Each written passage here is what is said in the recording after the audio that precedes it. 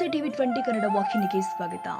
ಗಡಿಭಾಗದಲ್ಲಿನ ಜಾಗೃತ ಹಾಗೂ ಅತ್ಯಂತ ಪುರಾತನ ದೇವಸ್ಥಾನ ನಿಪ್ಪಾಣಿ ತಾಲೂಕಿನ ಬೇಡಿಕೆಹಾಳ ಗ್ರಾಮದ ಸಿದ್ದೇಶ್ವರ ಮಂದಿರದಲ್ಲಿ ದೀಪಾವಳಿ ಪ್ರಯುಕ್ತವಾಗಿ ಸೋಮವಾರ ಬೆಳಗಿನ ಜಾವ ಸಿದ್ದೇಶ್ವರನಿಗೆ ವಿಶೇಷ ಅಕ್ಕಿ ಪೂಜೆ ಪುಷ್ಪಗಳಿಂದ ಅಲಂಕೃತ ವಿಶೇಷ ಪೂಜೆ ನಡೆಯಿತು.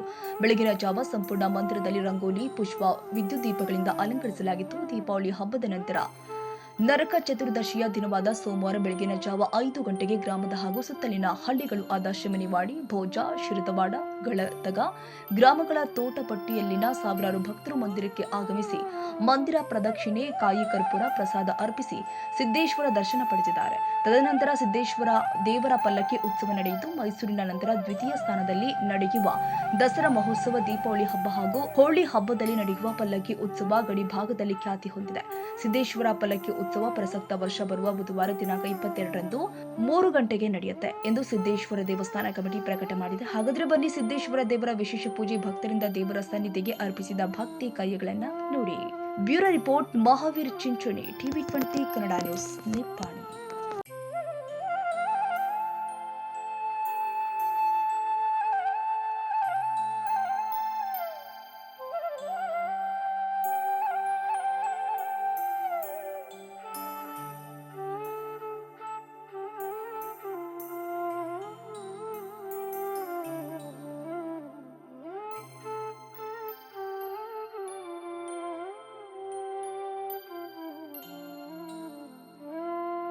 ಓಂ ಶ್ರೀ ಚಾಮುಂಡೇಶ್ವರಿ ಜ್ಯೋತಿಷ್ಯಾಲಯ,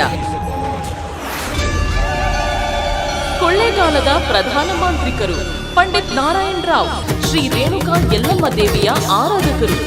ಪರಿಹಾರದಲ್ಲಿ ಓಪನ್ ಚಾಲೆಂಜ್. ನಿಮ್ಮ ಸಮಸ್ಯೆ ಏನೇ ಇರಲಿ, ಎಷ್ಟೇ ಕಠಿಣವಾಗಿರಲಿ, ಕೇರಳದ 600 ವರ್ಷದ ಪ್ರಾಚೀನ ದೈವಿಕ ಪೂಜಾ ಶಕ್ತಿಯಿಂದ ಕೇವಲ 1 ದಿನದಲ್ಲಿ ಪರಿಹಾರ ಶತಸಿದ್ಧ. Any problems get 100% solution within 1 day.